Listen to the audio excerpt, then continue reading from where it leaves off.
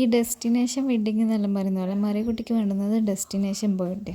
ഈ റിബണെല്ലാം വാരി വിതറിയിട്ടുള്ളൊരു തീമാണ്. അവരുടെ ഭാഷയിൽ അതിന് പിൻട്രസ്റ്റ് എന്ന് പറയും. വലിയ പൈസ ചിലവില്ലാത്തതുകൊണ്ടും പണിയെടുപ്പിക്കാൻ 3-4 എണ്ണം ഉള്ളതുകൊണ്ടും ഞാനത് അംഗീകരിച്ചു കൊടുത്തു. ഈ ലോഡ് ഷെഡിങ്ങും പവർ കട്ടും എന്താണെന്ന് അറിഞ്ഞൂടാ തീറ്റിങ്ങളടുത്ത് മെഴുകുതിരി കത്തിക്കാൻ കൊടുത്തതാണ് ഞാൻ ചെയ്ത ഏറ്റവും വലിയ തെറ്റ്. എൻ്റെ ടാബിളിൻ്റെ കോലം കണ്ടാൽ തന്നെ മനസ്സിലാവും. ഒരു മെഴുകുതിരി കത്തിച്ചാൽ രണ്ടാമത്തെ കത്തിക്കണമെങ്കിലും പിന്നെയും തീപ്പെട്ടി ഇറക്കും. ഡെക്കറേഷൻ സൈഡാടെ നിൽക്കട്ടെ, ഇനി നമുക്ക് പിന്നാമ്പറത്തേക്ക് പോകാം.